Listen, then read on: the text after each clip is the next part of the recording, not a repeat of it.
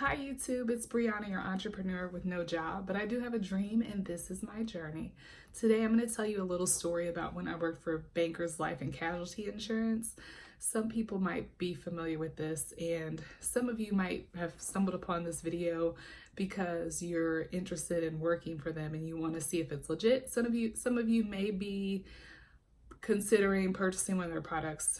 So I'm creating this to answer those questions as well as continue my story about my journey as an entrepreneur.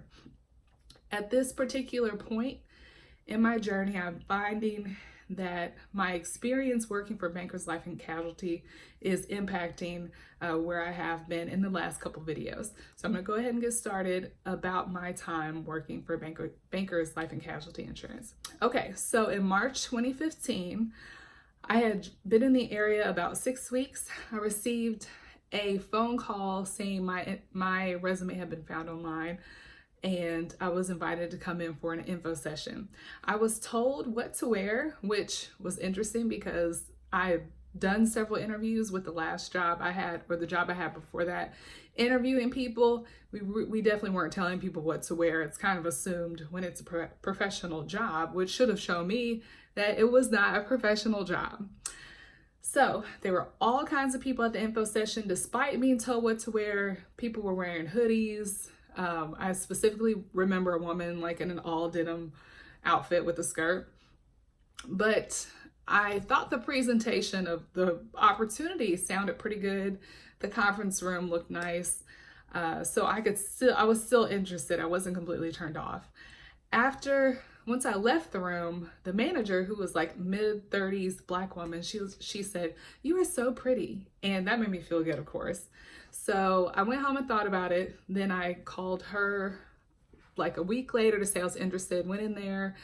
She seemed interested in me. She said she had hoped I'd be interested. She thought that I would be interested in the management track, which was validating to me because I see myself as a leader and I was really interested in finding a leadership position at that stage of my career.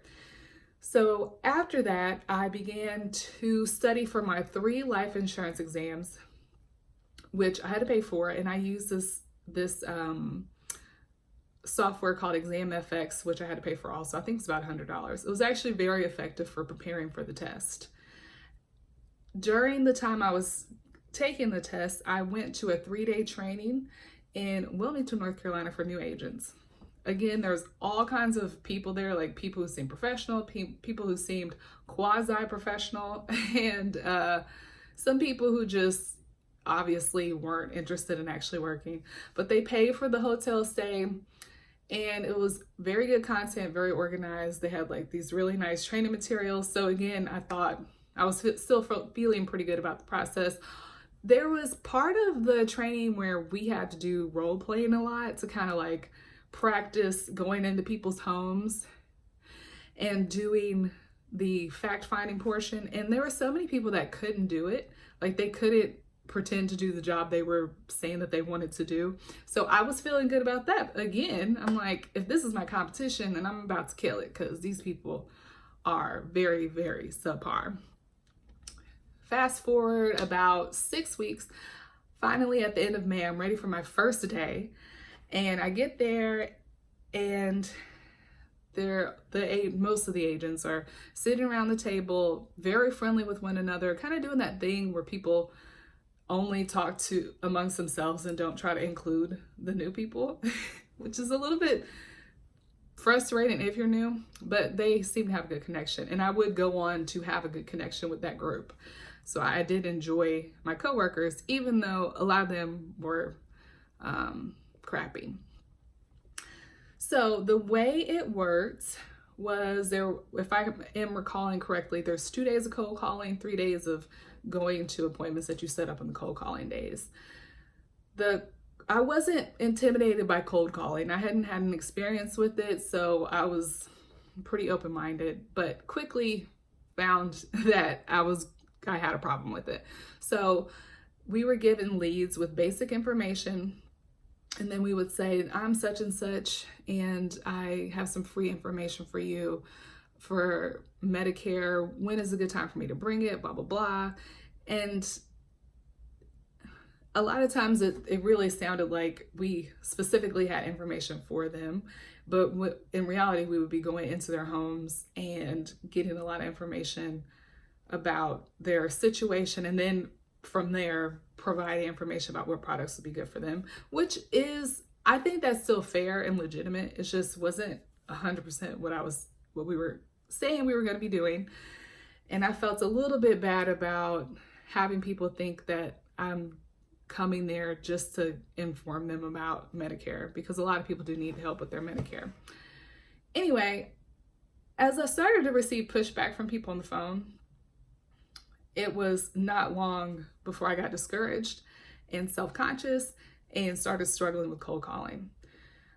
I would go on to have so much trouble, in fact, that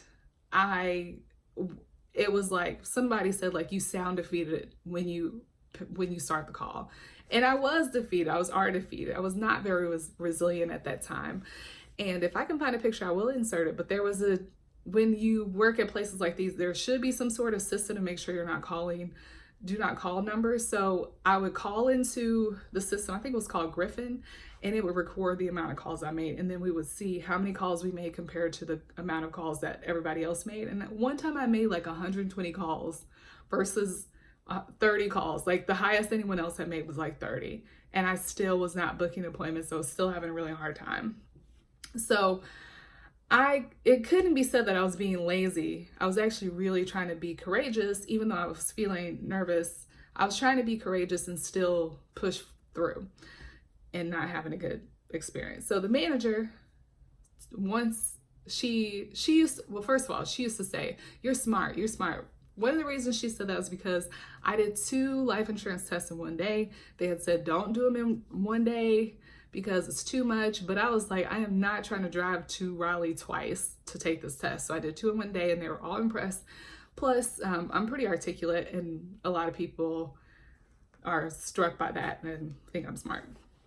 So because of that, and I guess the way I sound in general, she said that I sound too professional on the phone and I need to try to sound like a little girl, which is weird.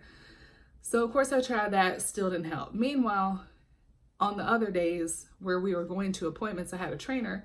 My first trainer was Janet. She was great. She was like trying to teach me as we went along. My second trainer was another gentleman. He was a nice person, but he was not a teacher at all. And it's funny how it's one of those situations where people get moved up even though they have no leadership skills just because they're good at the job.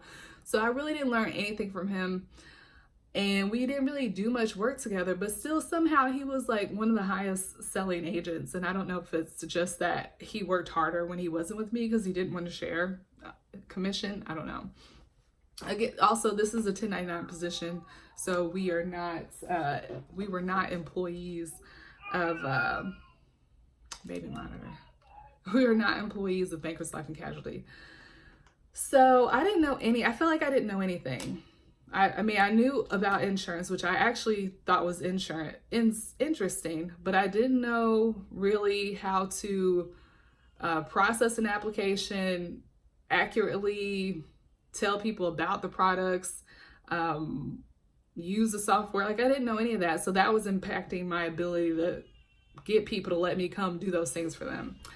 So after that, other than that, we also had this thing called door knocking, which is if you don't have appointments, there's a system that lets you know where people turning 65 live. And then you go to their house and you say, oh, I can help you in Medicare, blah, blah. And again, that was an experience where, before people on the phone are telling me they don't respect me. And now in person, people are telling me they don't respect me and they can see me. So that didn't really feel good. It didn't make me feel good about myself. But when I did have appointments, people loved me. Like there was this one time, this old gentleman, when I left, he gave me a kiss, and that type of thing happened all the time. There was one particular time I actually did book an appointment, and it was he